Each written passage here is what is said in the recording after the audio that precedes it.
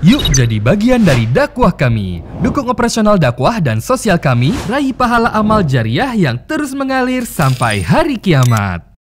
Assalamualaikum warahmatullahi wabarakatuh. Alhamdulillah wassalatu wassalamu ala rasulillah. Segala puji dan puja kehadirat Allah subhanahu wa ta'ala, juga salawat dan taslim kepada Nabi besar Muhammad sallallahu alaihi wa ala alihi wa sahbihi wasallam. Teman-teman sekarang bertemu lagi di bedah buku kita Kuni Zaujatan Najihah, jadilah istri yang sukses, di mana penerbit menerjemahkan dengan menuju rumah tangga yang bahagia.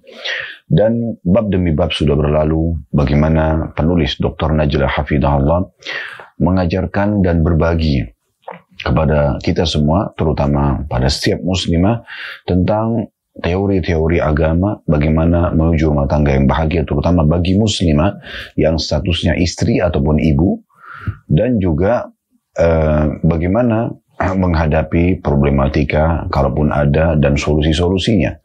Dan ini adalah bahasan-bahasan yang sangat menarik untuk dibedah tentunya. Dan pada kesempatan ini kita akan masuk ke salah satu pondasi dasar rumah tangga itu, yaitu bagaimana setiap dari pasutri, pasangan suami istri, baik suami ataupun istri, untuk memahami tugas utama dia atau kewajiban-kewajiban masing-masing dari keduanya.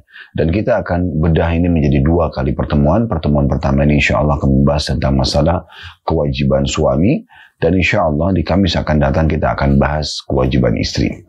Teman-teman sekalian, agar rumah tangga itu bisa stabil, usahakan kita fokus kepada apa yang diwajibkan kepada kita. Ibaratnya, rumah tangga itu sebuah perusahaan. Anda dan istri atau Anda dan suami, dua-duanya pegawai di perusahaan tersebut. Pemilik perusahaan itu adalah Sang Pencipta, Allah Subhanahu wa taala. Allah sebagai pemilik perusahaan ini, tanda kutip ya di sini.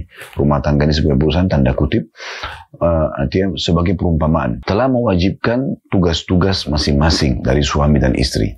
Siapa yang mengerjakannya, maka dia akan mendapatkan upahnya atau balasannya. Bahasa agama kita, ya tentunya pahalanya.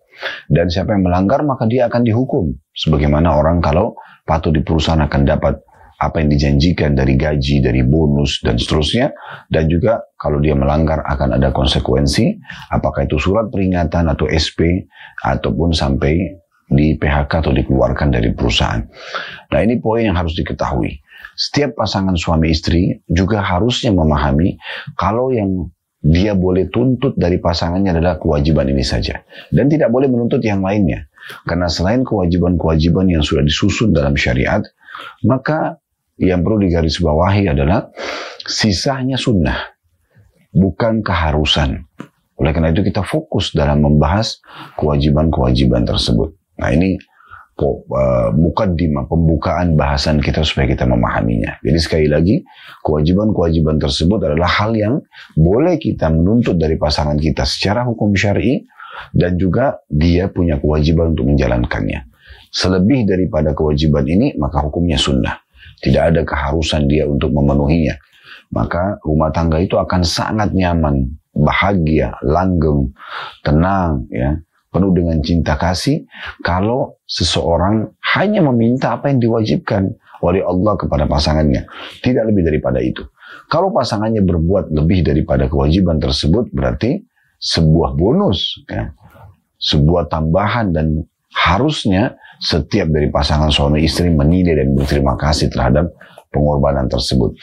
Yang banyak terjadi, problematika dalam rumah tangga bahkan sampai pada tingkat perceraian, wa na'udzubillah, adalah tidak difahaminya, ya, mana kewajiban dan mana yang bukan kewajiban. Juga sisi yang lain adalah, kalaupun ada yang dikerjakan selain kewajiban, ya, kewajiban saja kita harus berterima kasih pada pasangan kita karena dia sudah memenuhi hak kita yang merupakan kewajiban dia. Apalagi kalau dia mengerjakan di luar kewajiban dia, tambahan semuanya. Maka ini tentu lebih pantas untuk kita berterima kasih kepada orang tersebut dan atau pada pasangan kita. Dan ini sesuai dengan hadis Nabi SAW, man la yashkurun nasi la yashkurullah. Siapa yang belum berterima kasih pada manusia, maka berarti belum berterima kasih atau bersyukur kepada Allah. Sementara kita tahu dalam surah Ibrahim, Allah menekankan, la in syakartum la azidannakum. Kalau kalian bersyukur, saya pasti akan tambah. Wa la in kafartum inna adzabi lasyadid. Dan kalau kalian kufur terhadap nikmatku, maka siksaku sangat pedih. Baik teman-teman sekalian, kewajiban-kewajiban suami yang merupakan hak istri dimulai dari yang pertama, mu'asyarah bil ma'ruf, atau bergaul dengan cara yang baik dan santun. Istri Anda, wahai para suami, tidak pindah dari rumah orang tuanya yang penuh dengan kasih sayang, penuh dengan perhatian, ke rumah Anda, kecuali memang agar Anda muliakan dia. Kalau perlu, Anda harus memuliakan lebih daripada bagaimana orang tuanya memuliakannya, merawatnya, mendidiknya, melindunginya. Itu poin penting. Jadi harus kita fahami sebagai para suami, bagaimana sang istri ini, wanita yang kita pinang dan kita nikahi, dipindahkan sekarang ke dalam kehidupan kita, untuk memenuhi semua kebutuhan kita. Melayani biologis, melayani makanan, minuman, perawatan rumah. Kalau sudah punya anak-anak, menjaga dan membesarkan anak-anak tersebut, ya. Dan anak itu ternisbatkan kepada kita sebagai suami. Maka ini harus dinilai, harus dimuliakan. Dan Allah berfirman dalam Al-Quran, wa'ashiruhunna bil ma'ruf. Gaulilah mereka dengan cara yang baik.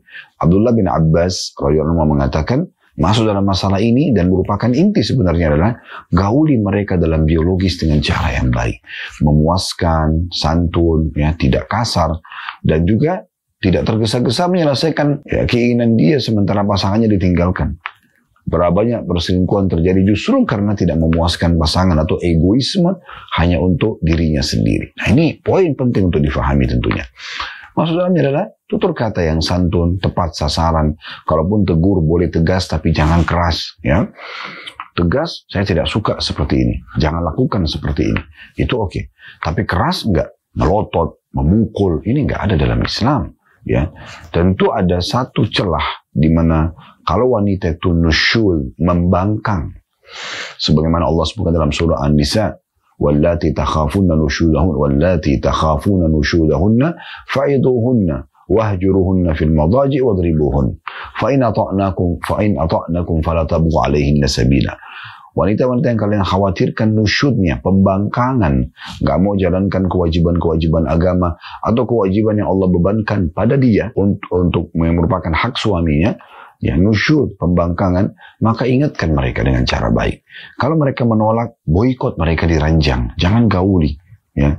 Kalau mereka menolak, baru boleh dipukul. Pukulannya ini adalah solusi terakhir, dan itu pun kata ulama, darbatun ghairu mubarrah, pukulan yang tidak boleh berbekas. Dan Nabi SAW kasih gambaran, jauhi wajah, jangan hina, ya, bukan dengan ditonjok, dijambak, enggak. Tapi pukulan, sebagian ulama memberikan gambaran bahkan dengan kayu siwak yang dipukulkan di tangannya atau jari kita, ini nggak boleh, ini dilarang.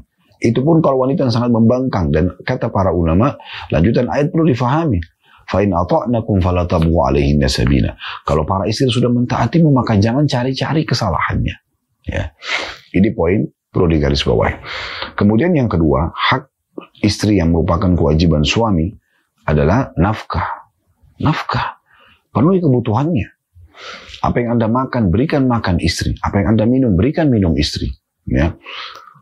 Buat dia di rumah merasa nyaman. Kebutuhan orang salah satunya adalah makanan dan minuman. Berikan dia makanan dan minuman. Penuhi kulkas, ya. Mungkin stok lah, ya, stok makanan. Kalau kita sekarang stok bulanan, beras, gula, minyak goreng, apa saja yang dibutuhkan. Kalau Anda tidak bisa membeli secara langsung, Anda titipkan uang kepada dia, biarin dia belanja bulanan misalnya. Itu jauh lebih simpel, gitu kan. Maka berikan makanan, minuman, pakaian yang layak, gitu kan. Tempat tinggal dan transportasi. Ini semua masuk dalam masalah nafkah. Semampu suami tentunya. Anda mampu membeli makanan 1 bungkus nasi uduk, ya 1 bungkus nasi uduk. Itu kemampuan Anda, ya udah makan berdua, gitu kan. Minum, pakaian, tempat tinggal juga sama transportasi semampunya. Kalau Anda cuma baru bisa kos-kosan, kos-kosan. Kontrak-kontrak. Anda bisa beli rumah kecil, beli. Anda bisa beli rumah besar, beli rumah besar. Kendaraan. Kalau Anda cuma masih bisa sekarang membayarkan transportasi umum, bayarkan transportasi umum. Kalau dia harus pergi ke tempat-tempat yang memang harus dia pergi. Ke pasar misalnya belanja. Silaturahim keluarganya. Ke rumah sakit misalnya. Ke dokter. Ke majelis taklim misalnya. Menuntut ilmu. Ya. Jadi di sini Anda bisa memberikan dari bulanan itu dia bisa pakai sebagai biaya tersebut misalnya ya. Anda mampu beli kendaraan motor, beli motor. Anda mampu beli mobil, beli mobil. Tidak ada masalah. Yang penting jangan berlebihan dan harus dari sumber yang halal. Kalau Anda bengkalikan ini kembali kepada hadis Nabi SAW. Kafa lil mari ithman ayyudayya man yakutu. Sungguh sangat berat hukuman Allah kepada siapapun yang membengkalikan apa yang telah diwajibkan dia untuk menafkahinya. Jadi seorang suami pada istri, ya, orang tua pada anak misalnya. Ini tidak boleh dilalaikan. Ini penting untuk digarisbawahi, ya. Dan Nabi SAW mengatakan sungguhnya para istri memiliki hak dari kalian, yaitu kalian memberikan mereka makanan, minuman, dan pakaian yang terbaik. Juga para suami kalau mengeluarkan harta untuk istrinya, tentu tidak perlu berlebihan, tapi apa yang dia keluarkan itu adalah sedekah yang paling afdal. Sebagaimana dalam hadis Muslim, kata Nabi SAW, dinar yang kalian keluarkan untuk fakir miskin, dinar yang kalian keluarkan untuk bebasan budak, dinar yang kalian keluarkan untuk jihad jalan Allah, dan dinar yang kalian berikan untuk keluarga kalian jauh lebih afdal, lebih besar pahalanya. Ya. Yang ketiga, hak biologis, penuhi biologisnya. Seorang suami harus bisa mengenal karakter wanita. Di saat dia sudah dandan, dia sudah bersih, dia sudah wangi. Isyarat. Syaratnya untuk apa? Untuk dibiarkan? Enggak. Untuk Anda datang gauli dia. Gitu kan? Dan menggauli istri ini, memang istri didatangkan untuk digauli. Salah satunya itu kan, untuk interaksi biologis. Orang menikah untuk interaksi biologis. Itu hak yang harus kita penuhi. Tentu sesuai dengan kemampuan. Tapi kalau kita lihat bagaimana besarnya pahala biologis dalam Islam, harusnya seorang muslim tidak menyia-nyiakannya. Selain mendapatkan kenikmatan dunia, terpenuhi kebutuhan biologis dia sehingga tidak lagi terjerumus dalam perzinahan dan pelanggaran di luar sana. Semoga Allah jaga kita semua tentunya. Kemudian juga dia mendapatkan pahala. Pada saat orang sahabat-sahabat miskin datang kepada Nabi SAW mengatakan, ya Rasulullah, sahabat-sahabat kami yang kaya mendahului pahala-pahala kami. Karena kami sholat, mereka sholat, kami puasa, mereka puasa, tapi mereka punya kelebihan harta. Yang harta itu mereka infakkan dan kami tidak memiliki itu. Maka kata Nabi SAW, Allah telah memberikan untuk kalian banyak sekali peluang untuk bisa mendapatkan pahala yang mengimbangi daripada sedekah mereka. Sampai kata Nabi SAW, di kemaluan kalian sendiri itu ada sedekah. Kata para sahabat, ya Rasulullah, kami gauli istri kami. Lalu kami juga dapat pahala. Kata Nabi SAW, kalau kalian letakkan pada yang haram, zina, dapat dosa nggak? Tentu sahabat nggak perlu jawab, jelas di sini tanda tanyanya. Tentu zina itu dosa besar, gitu kan? Masuk dalam 7 induk dosa besar. Maka kata Nabi SAW, begitu juga kalau kalian letakkan pada yang halal. Makanya syaitan selalu membuat agar tidak terjadi interaksi biologis itu. Ada saja pertengkaran-pertengkaran yang dimunculkan oleh syaitan, yang uniknya seringkali suami istri mengikuti alur pertengkaran itu. Sehingga menjadi membesar, ya, mengikuti bisikan syaitan, membawa dirinya di arus egoisme, emosional. Ya, akhirnya membuat marah-marahan, ya, musuhan, 2 hari, 3 hari, 1 minggu, nggak terjadi interaksi biologis. Padahal ini adalah sesuatu yang sangat indah. Pelampiasan biologis, kebutuhan dasar, mirip dengan orang makan dan minum. Begitu juga dengan dia akan dapat pahala. Berapa banyak orang yang menyia-nyiakan kesempatan pahala ini. Dan ini hak pasangan kita. Nanti juga akan kita singgung gitu ya. Di kewajiban istri sama, memenuhi kebutuhan biologis suami. Ya. Ini termasuk hak. Yang keempat, hak istri yang merupakan kewajiban suami adalah melindungi. Ya, melindungi. Nggak boleh kita membiarkan istri itu sampai terkena mara bahaya. Semampu kita. Bahkan Nabi SAW mengatakan, siapa yang terbunuh karena membela hak dirinya, membela keluarganya, istri dan anaknya, membela hartanya, maka dia mati syahid dari jalan Allah. Kalau ada perampok datang, penjahat datang mengganggu, dia bagian daripada kita. Nggak boleh kita membiarkan mara bahaya datang kepada dia. Berikan perlindungan. Tempat tinggal yang layak. Kalau Anda mampu di sebuah komplek, ada security, berikan mereka kesempatan untuk bisa nyaman, ya, aman. Semampu Anda tentunya. Tapi ini termasuk kewajiban. Ya. Termasuk dalam kewajiban yang kelima adalah pendidikan. Pendidikan. Jelaskan kepada dia tentang kewajiban dia. Berikan dia edukasi, informasi, apa yang Anda harapkan. Sayangnya banyak suami tidak membahasakan apa yang dia inginkan pada istrinya. Sehingga saya tidak tahu. Bahasakan saudaraku, bahasakan wahai akhi. Ya, saya suka baju seperti ini, saya suka makanan seperti ini, saya suka penataan rumah seperti ini. Didik anak kita dengan cara seperti ini. Ya, Anda bahasakan supaya dia punya ya informasi tersebut, dia punya ilmunya. Lalu mudahkan dia untuk lebih mendalami. Anda berikan dia tambahan buku, dengarkan dia potongan-potongan ceramah, izinkan dia kalau mau ikut taklim, tapi tentu tidak harus setiap saat. Tapi ini semua akan menambah informasi kepada dia, terutama informasi agama. Karena kata Allah SWT dalam surah At-Tahrim, ya ayyuhalladzina amanu qu anfusakum wa ahlikum nara. Hai orang beriman, selamatkan dirimu dan keluargamu dari api neraka. Bagaimana caranya? Dengan ilmu agama. Dengan ilmu agama. Berapa banyak suami tidak faham masalah ini. Dia bahkan melarang istrinya untuk belajar. Ajaib benar. Kenapa dilarang belajar agama? Ya. Harusnya dibiarkan dia dengarkan agama. Apalagi kaum hawa, kaum wanita ini lebih peka dari sisi perasaan. Kapan dia tersentuh dari sisi perasaan, maka dia tentunya akan ya lebih peka juga dalam menjalankan tugasnya. Karena dia lebih takut kepada Allah Subhanahu wa Ta'ala. Ya. Wanita itu kalau sudah tersentuh secara perasaan, secara keimanan, mereka bisa lebih kuat ibadahnya daripada kaum laki-laki harusnya. Ya, kita ini laki-laki lebih dominan akal. Pada saat letih di malam hari, ya sudahlah, besok aja sholat malamnya, sekarang tidur. Wanita kalau tersentuh secara keimanan akan beda. Mereka tetap terbawa perasaan itu, enggak, saya harus sholat malam. Mereka lebih semangat. Makanya lebih banyak menghadiri majelis ilmu para kaum wanita. Ya. Sebenarnya banyak wanita-wanita yang terdidik secara keimanan, itu akan melahirkan generasi umat ini, anak-anaknya, orang-orang yang kuat imannya. Ya. Lahirnya Zubair bin Awam, dari Sofia, tante Nabi SAW yang sangat kuat secara keimanan. Pemberani. Ya. Wanita yang tegar.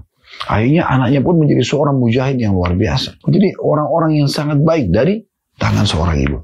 Seorang Arab Badui memberikan isyarat kepada anak-anaknya yang semuanya baik. Dia mengatakan, sungguh hal yang pertama aku berikan kepada kalian yang merupakan hak kalian adalah aku pilihkan ibu yang tepat untuk kalian. Karena ibu yang saleh, ibu yang pintar secara agama, yang kuat secara iman, dia akan wariskan kepada anak-anaknya. Dia akan ajarkan ini tidak boleh dan ini boleh secara agama. Dan Anda diuntungkan dengan itu, Anda juga akan panen pahala. Ya. Sementara Anda sibuk dengan pekerjaan Anda juga di luar sana. Nah ini kewajiban-kewajiban yang wajib untuk difahami tentunya. Ya. Kemudian inilah kewajiban dasar ya, 5 hal yang harusnya difahami. Dan kita akan coba bacakan gambaran-gambaran dari Dr. Najla Hafidhahullah ya, tentang masalah poin yang beliau ingin sampaikan berhubungan dengan kewajiban suami. Di halaman 180-nya beliau mengatakan, ia harus, maksudnya suami, memahami bahwa ketergantungan istri terhadap ibunya, terutama di permulaan pernikahan, adalah sesuatu yang wajar. Ia tidak boleh berusaha memisahkan istri dari ibunya secara total, karena itu termasuk sikap tidak ramah dan keras. Maksudnya, berikan kesempatan dia kalau mau komunikasi dan konsultasi pada ibunya. Ya, tentu pada hal yang baik, yang ma'ruf ya.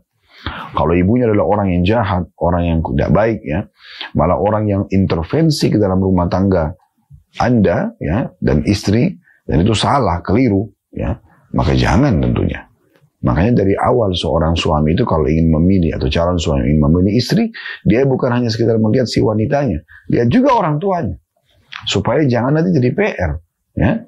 Kalau orang tua itu, mertua itu baik, santun, ramah, dan dia tahu bagaimana dia membiarkan anaknya untuk berdewasa, dia nasihatin, dia biarkan supaya bersabar, ya. Maka itu hal yang sangat baik. Tapi ada sebagian mertua tidak seperti itu. Mereka intervensi ke dalam, bahkan kadang-kadang sudah bahagia anaknya, tapi dia datang merusak itu. Kenapa penataan rumah seperti ini? Kenapa masakan seperti ini? Kenapa pakainya begini? Kenapa begini dan begitu? Kenapa harus tinggal di komplek ini? Itu bukan urusan orang tua mencampuri itu semua. Ya, tidak boleh dia mencampuri sampai ke sana. Ya udah, dia terima lamaran si laki-laki ini, dia berikan kesempatan mereka untuk dewasa, tapi sambil dia memantau dan memberikan masukan-masukan positif. Ya, jadi ini poin yang perlu digarisbawahi tentunya. Jadi berikan kesempatan dia di saat ibunya itu adalah orang yang sangat bijaksana, orang yang sangat dewasa. Biarkan dia terlibat untuk belajar banyak pengalaman dari ibunya, dari masakan, penataan rumah, pelayanan suami, penampilan dan seterusnya. Kemudian selanjutnya beliau mengatakan suami hendaknya tidak menentang istrinya dalam semua urusan rumah dan tidak menghalanginya untuk meminta saran kepada ibunya hingga percaya dirinya bertambah dan tidak bergantung kepada ibunya sedikit demi sedikit. Maksudnya ini masih poin mirip dengan poin yang pertama ya. Karena ini paragraf ya, maksudnya paragraf yang pertama. Paragraf yang kedua ini masih sama. Jadi kalau seandainya ada hal-hal yang istri yang masih ikut ya, dengan ibunya dalam arti kata saran-sarannya, selama itu nggak mengganggu urusan rumah tangga, nggak ada masalah. Penataan, pemilihan warna spray, gorden, dan seterusnya. Anda boleh berikan masukan. Lebih baiknya seperti ini misalnya. Oke. Atau ada yang salah, Anda luruskan. Tapi selama tidak ada yang salah, nggak usah sengaja mencari-cari kesalahan. Kan gitu. Tadi firman Allah yang sudah saya baca, wala tabghu alaihinna sabila, jangan sengaja mencari-cari kesalahan. Tidak perlu. Salah depan mata, baru kita luruskan. Nah, sederhananya begitu. Selanjutnya paragraf ketiga beliau mengatakan suami hendaknya memberikan kesan kepada istrinya bahwa ia mencintai keluarganya, ingin membantu mereka, dan berafiliasi kepada mereka. Ia tidak mengambilnya dari mereka. Bahkan ia adalah individu yang menambah keluarga itu, seolah-olah ia adalah salah satu dari mereka. Ini poin penting juga. Ya. Jadi bagaimana seorang suami, dia hadir dalam kehidupan istrinya dan keluarga istrinya, semampu dia. Tentu tidak harus semuanya. Tapi tunjukkan pada istri, saya juga menyukai orang tuamu. Saya juga menyukai kok keluargamu. Saya coba bantu semampu saya. Saya coba nasihatin apa yang bisa saya nasihatin. Saya bisa berbagi apa yang saya bisa berbagi. Nah itu penting. Tentu sekali lagi ada batasannya. Bukan berarti sang istri lalu mengatakan, oh Ustadz bahas itu merupakan kewajiban istri, suami itu. Berarti kamu harus bantu dong keluarga saya. Itu juga melanggar adab dan tata krama. Ada sebagian istri yang akan kita singgung dalam kewajiban istri, insya Allah di Kamis akan datang. Ya, itu unik sekali. Dia dalam meminta nafkah kepada suaminya saja, seperti orang yang menagih utang. Ingat ya, besok tanggal 1. Subhanallah. Anda sedang meminta hasil keringat suami, sebulan penuh dia bekerja. Dari pagi sampai sore, dengan panasnya cuaca, hujan, ya segala macam suka dukanya pekerjaan, gitu kan. Tiba-tiba Anda minta. Kenapa Anda tidak pakai cara-cara yang santun? Ya, cara-cara yang sopan, cara-cara yang baik. Karena suami itu tidak suka ya kalau terus dikejar atau digunakan bahasa-bahasa yang kurang santun. Anda cukup melayani dengan baik. Ya. Saya pernah subhanallah punya pengalaman. Itu saya lupa memberikan uang bulanan. Kemudian istri saya tidak ngomong apa-apa. Cuman dia pada saat saya mau makan, makanan lebih sederhana dari yang biasa. Terus saya sempat tanya, oh hari ini gak sempat masak. Dia cuma senyum saja. Terus tiba-tiba saya langsung teringat gitu. Oh ini sudah tanggal 1 atau tanggal 2 waktu itu lewat kalau tidak salah. Rupanya saya yang terlambat untuk memberikan. Saya minta maaf kemudian saya transferkan uangnya. Gitu. Sebenarnya dengan isyarat saya sudah cukup gitu kan. Dan itu akhirnya membuat, oh mungkin saya salah nih, kita jadi muhasabah introspeksi. Ya, jadi seperti itu. Baik, di sini bagaimana suami bisa masuk dalam kehidupan istri tersebut untuk kebutuhannya semampu dia dan juga keluarganya. Paragraf yang keempat dikatakan oleh beliau, suami yang bijaksana adalah suami yang memberikan cinta dan penghormatan kepada istrinya. Ia tidak menunjukkan kekesalan apapun terhadap istrinya di depan keluarganya. Bahkan ia semakin memperhatikannya di hadapan mereka. Maka hal itu memaksa mereka untuk menghargai istrinya. Maksudnya, ini masih berhubungan dengan keluarga istri ya. Jadi pada saat keluarga istri datang, dia tidak membentak-bentak istrinya. Dia memuliakan istrinya. Dia menunjukkan kalau dia menyayangi istrinya. Ya. Tapi memang teman-teman sekalian, rumah tangga itu sebenarnya harusnya penuh dengan kasih sayang, loyalitas dan royalitas. Ya. Apa manfaatnya orang menikah kalau hanya ribut aja kerjanya? Hanya saling menyadari kesalahan saja. Hanya saling menuntut saja. Ya. Baik pasangan ataupun keluarga pasangan. Apa manfaatnya? Kenapa Anda tidak rangkul pasangan? Tidak memuaskan dan membahagiakan dia? Begitu juga dengan keluarganya. Selama Anda mampu. Toh itu juga amal soleh dalam Islam. Ya. Paragraf selanjutnya. Ia harus memperhatikan ibu kandungnya. Menambah kecintaan dan perhatiannya kepadanya. Sehingga ibu tidak merasa bahwa anaknya telah menjadi milik orang lain. Lalu menciptakan perselisihan. Jadi bagaimana dia hadir dalam kehidupan keluarga, dia merangkul mertuanya ya sebagai anak mantu laki-laki. Anda halal untuk salaman dengan mertua Anda, karena itu mertua sebagaimana pernah kami jelaskan adalah mahram abadi, seperti ibu Anda sendiri. Salaman, Anda rangkul dia, Anda bercanda dengan dia, Anda hibur dia, seperti ibu sendiri. Sehingga sang ibu pun merasa, oh ini orang baru masuk, tapi seperti anak saya sendiri, gitu kan. Dan memang statusnya sebagai anak, itu anak mantu itu. Walaupun seorang laki-laki cerai dengan istrinya, dan istri yang lewat masa iddahnya, 3 kali masa suci atau 3 kali masa haid, maka jadi orang asing, bukan lagi mahram. Suami istri itu mahram sementara. Sampai mereka, kalau mereka tidak bercerai, maka mereka mahram. Tapi kalau bercerai dan lewat masa iddah, sudah bukan suami istri. Tapi mertua tetap akan mahram sampai selamanya. Sampai salah satu di antara kita meninggal dunia. Anak mantu atau mertuanya meninggal gitu. Ya. Jadi poin ini perlu digarisbawahi. Paragraf selanjutnya, suami hendaklah tidak menghiraukan semua yang dikatakan istrinya tentang keluarganya, kecuali bila memang pantas untuk ditanggapi. Maka ia harus mengatasinya dengan bijaksana. Demikian pula istri, hendaklah tidak menghiraukan semua yang dikatakan keluarga suami, kecuali dalam perkara-perkara yang memang benar kenyataannya dalam kurung, maka harus diatasi dengan cara bijaksana. Ya, artinya bagaimana seorang suami itu kalau ada ya perkataan tentang keluarga, misalnya keluarga saya itu begini dan begitu, keluarga saya itu butuh dan ini dan itu. Seorang suami tidak perlu menanggapi semuanya. Yang dia tanggapi kira-kira yang dia perlu. Dia berikan masukan, atau dia mampu memberikan bantuan. Ya. Dan wajar kalau Anda tidak mau mengatakan sepertinya saya belum bisa. Wajar. Dan bagaimana juga sang istri mengerti, oh iya maaf, kalau gitu mungkin lain kesempatan. Ini saya cuma sampaikan. Itu bagus kan? Ya udah selesai. Jangan jadikan beban. Jangan, masa nggak bisa bantu ibu saya sih? Masa nggak bisa bantu ayah saya sih? Masa nggak bisa bantu paman dan tante saya sih? Masa nggak bisa bantu keluarga saya? Kalau keluarga kamu bantu. Oke, ini kan lucu, ini unik kadang-kadang ya. Mau minta hasil keringat orang, tapi dengan cara seperti tanda kutip premanisme. Ya. Kok gini, kok begitu? Jadi seakan-akan kalau kamu nggak bantu, kamu berarti nggak baik. Loh, subhanallah, mungkin dia tidak mampu. Dan kalaupun dia mampu dan dia tidak mau, itu bukan kewajiban dia. Ini bagian daripada loyalitas. Sebenarnya yang dimaksud sini adalah bagaimana seorang suami ya, membantu sang istri agar membahagiakan dan memuliakan di depan keluarganya, tapi semampu dia. Nah, itu masuk dalam kewajiban. Tetapi bukan berarti dia harus melakukan semuanya apa yang diminta oleh istrinya. Nah, kan gitu. Sama juga apa yang diucapkan oleh keluarga pasangan. Tidak perlu semuanya kita tanggapin. Sekarang kita harus membangun komunikasi yang sehat dengan istri ataupun dengan suami. Bagaimana kita yang memiliki rumah tangga ini, bukan keluarga kita.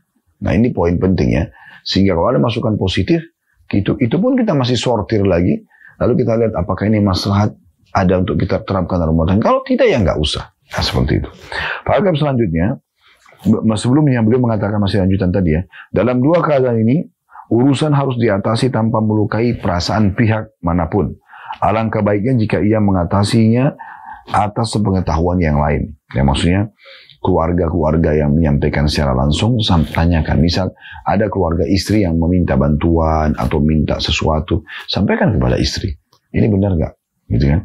Atau ada keluarga suami, ya libatkan, bicara langsung sama sang istri. Libatkan suami. Apa benar?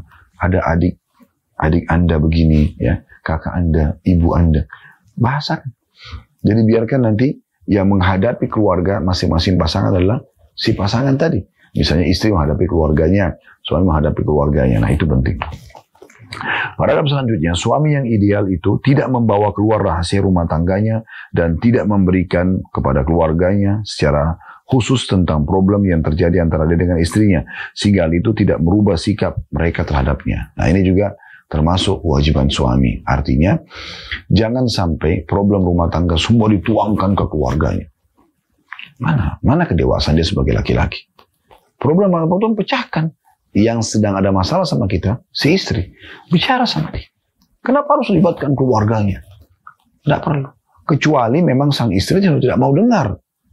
Maka Allah mengatakan, فَبَعَثُ حَكَمًا مِنْ أَهْلِهِ وَحَكَمًا مِنْ أَهْلِهَا إِنْ يُرِيدَ إِصْلَاحًا يُوَفِّقِ اللَّهُ بَيْنَهُمَا.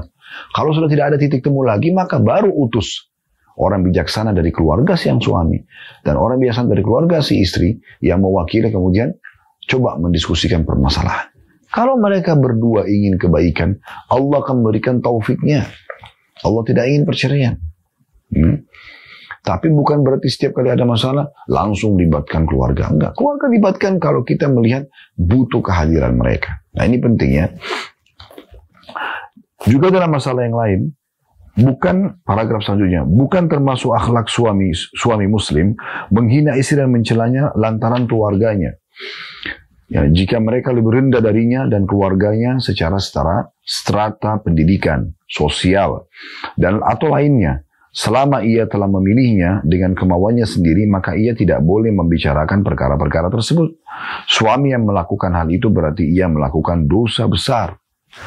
Ya, Rasulullah SAW bersabda, "Bihasbi imri'in min syarr an yahkira akhahu muslim." Cukuplah ya seseorang itu dihitung berbuat buruk bila dia merendahkan saudaranya sama muslim. Hadis ini riwayat Bukhari. Ya, artinya di peringatan di paragraf terakhir ini beliau mengatakan tentang bagaimana termasuk akhlak yang baik, jangan sampai mencelah ya istri itu ya, atau nanti juga kita bahas istri kepada suami karena keluarganya. Itu adikmu, itu ibumu, itu ayahmu, buat begini dan begitu. Itu bukan termasuk adab. Ya, tidak boleh. Kewajiban kita sebagai suami, kewajiban juga kita nanti sebagai istri adalah bagaimana justru kita tidak membawa-bawa kekurangan dan kesalahan keluarga pasangan dan kita timpahkan pada pasangan kita. Itu tidak bijaksana. Ingat, kalau Anda punya masalah dengan pasangan Anda, berarti sekarang antara Anda dengan pasangan Anda. Ya, satu orang ini punya masalah, selesaikan dengan dia. Kenapa libatkan orang ketiga? Kecuali dalam keadaan darurat, itu pun harus orang yang bijaksana, orang yang benar, tepat. Anda kalau konsultasi dengan janda yang gagal rumah tangga atau yang duda gagal rumah tangga, ini nggak mungkin gitu. Atau konsultasi dengan gadis ataupun masih bujang yang belum punya pengalaman rumah tangga, ini nggak mungkin.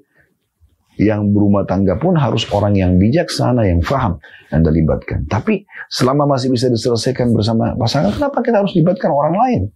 Ya? Dan ingat, kalau Anda membawa-bawa keluarga pasangan, Anda mengatakan, memang ibumu itu. Sekarang dia punya masalah dengan dua orang. Istri sama ibunya. Atau suami dengan ibunya. Kalau dia bilang, memang orang tuamu itu. Tambah lagi ayahnya. Punya masalah sama 3 orang. Memang keluargamu itu. Kalau keluarganya 300 orang. Anda punya masalah dengan 300 orang. Memang sukumu itu. Mungkin ribuan orang. Memang misalnya orang Barat nikah sama orang Indonesia. Memang orang Indonesia itu satu negara. Ini ajaib ini. Kenapa Anda lebarkan permasalahan sementara masalah dengan satu orang? Subhanallah, saya temukan banyak sekali permasalahan rumah tangga yang sampai kepada kami dan kami coba berikan masukan. Karena masalah sepele. Egoisme, merasa terhina, merasa kekurangan, tidak bersyukur. Padahal sebenarnya masalah-masalah sepele bisa dipecahkan, bisa dibicarakan baik-baik. Kenapa sih nggak pelukan, lalu ngobrol? Kenapa nggak saling tatap? Kenapa nggak saling pegang tangan?